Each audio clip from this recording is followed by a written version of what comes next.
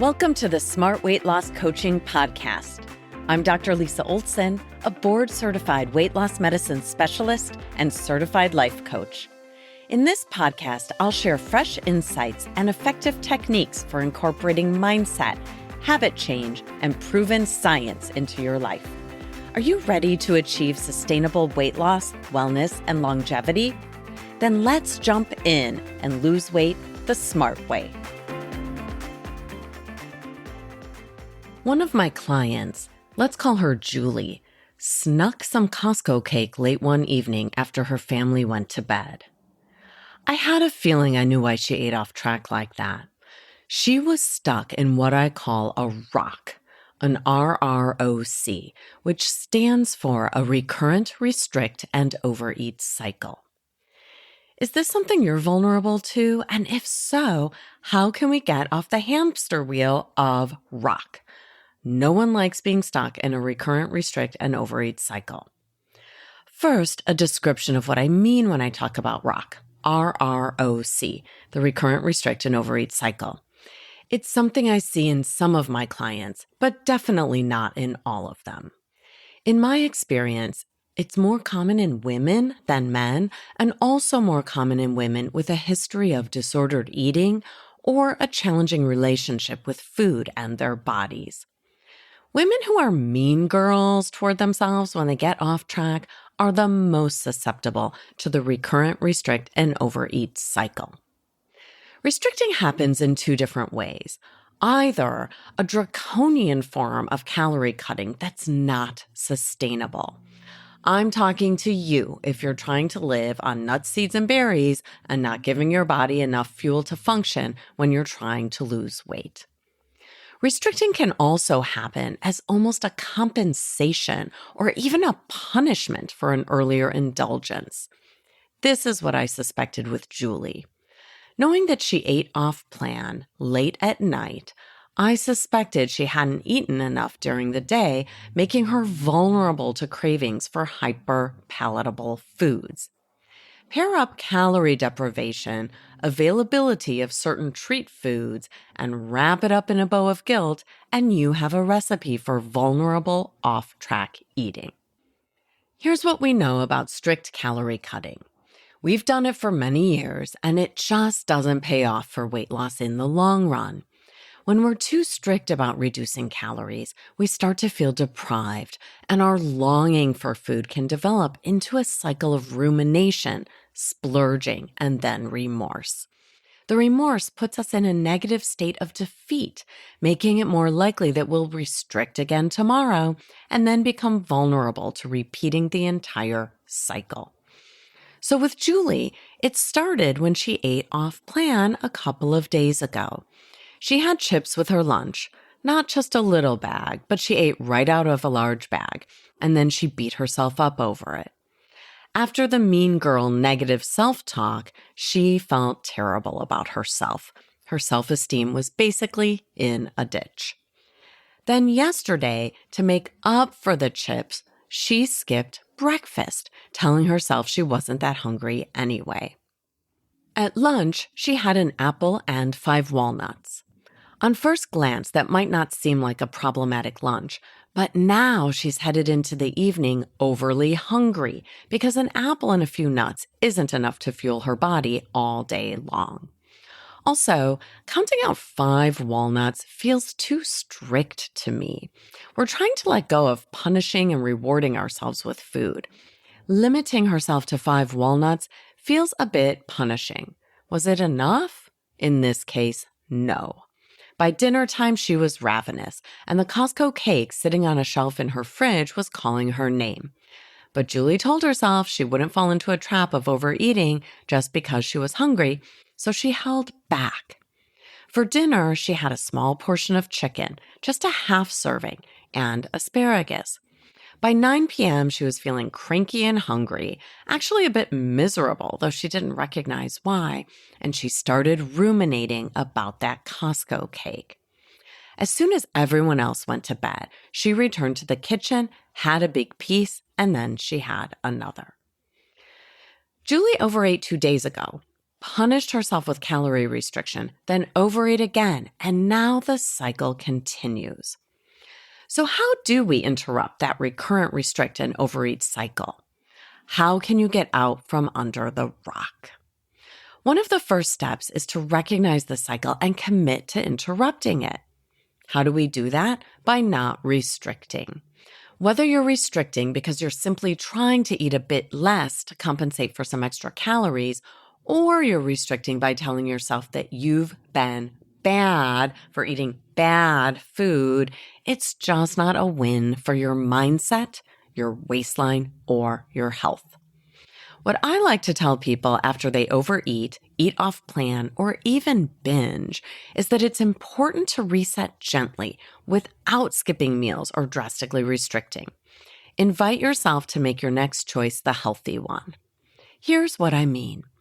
When Julie eats chips off plan and then thinks about what she did, she feels defeated and powerless.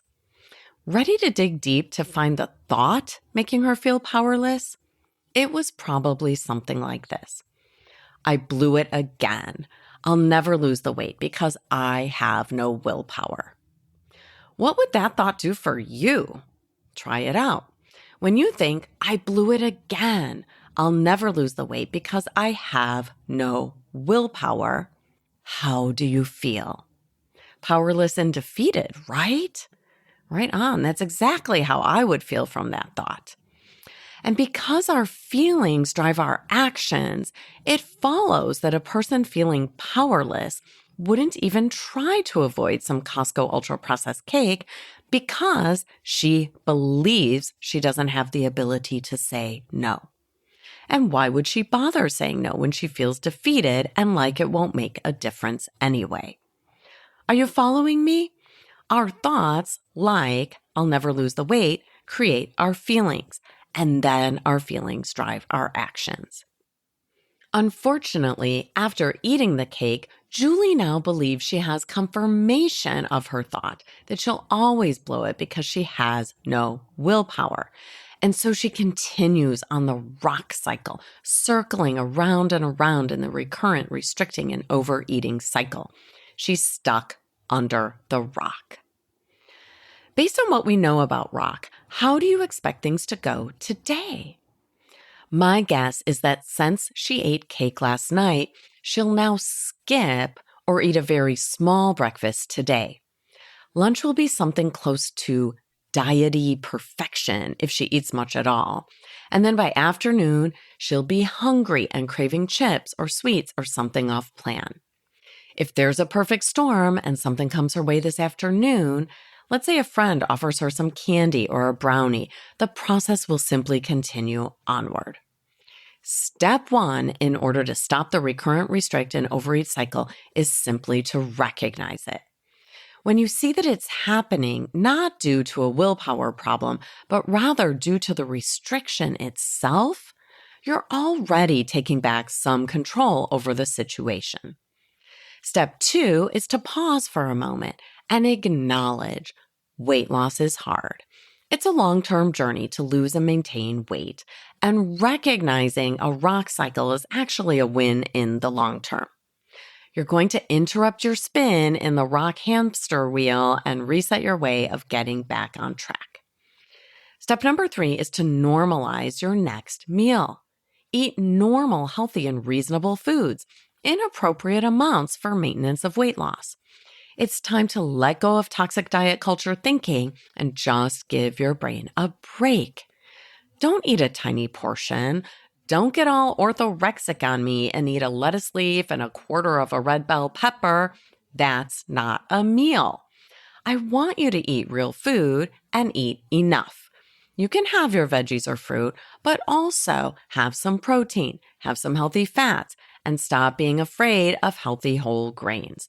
This is the right time to be generous with real food portions.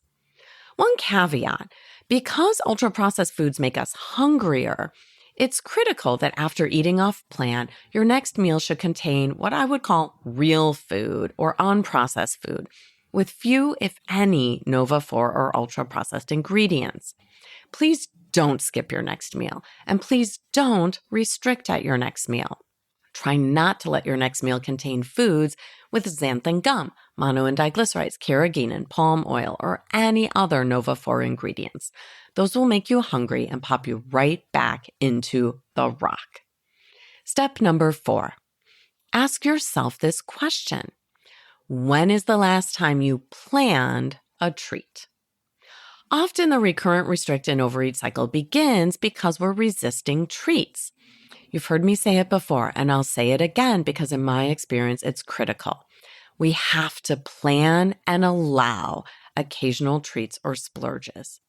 They're going to pop up anyway, so wouldn't you rather plan the treat you want in the situation you want to eat it, rather than depriving yourself and having some less desirable treat pop up? In Julie's case, she really never plans treats for herself. Why not? She'd tell you that she can't plan a treat when she just had a double portion of Costco cake and when she wasn't even hungry. Ironically, she doesn't even like that Costco cake much, and she certainly doesn't feel good about having it late at night covertly in front of a screen. A much better option would be for her to plan a treat. How about planning to make a homemade lemon poppy seed cake from scratch over the weekend? That sounds amazing to me. This way you're sure to get real ingredients rather than the ultra-processed ingredients found in the Costco cake that just make you hungrier. You can plan to serve the homemade cake to family or friends, and you'll commit to having one piece of the cake, not an overindulgent, guilt-inducing portion. Step number 5 is to coach yourself. In this case, there are 2 types of coaching that Julie needs. The first is some loving support and redirection when she gets off plan. I like to use a silly little saying that I made up. No sweat, reset. It's more powerful if you wipe your brow, as you say, no sweat. And if you push an imaginary reset button on your palm, as you say, reset. No sweat, reset. The Costco cake happened. That doesn't make me a bad person. I'm just in a RROC cycle, which I can interrupt. The other kind of coaching is to practice coaching around planned treats. Here's an example. Sure, my brain is offering me some more Costco cake because it's still sitting there in my fridge.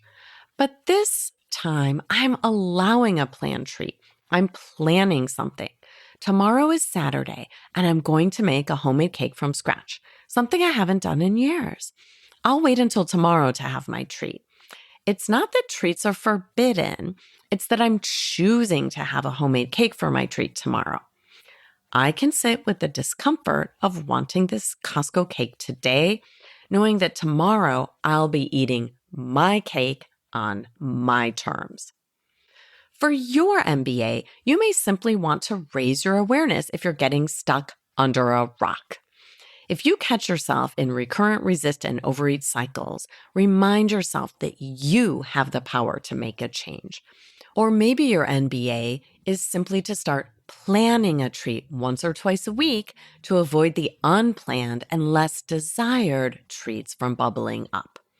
One last thing, be sure to head over to our Facebook or Instagram pages by searching for Lisa Oldson, MD. That's OLDSON. If you'd like to register for this year's Women's Wellness Retreat, while we still have an early bird discount, you can find a link through our social media sites. Thanks so much for listening. If you'd like more support during your smart weight loss journey, check out our group coaching program at smartweightlosscoaching.com. Until next time, stay well and stay smart.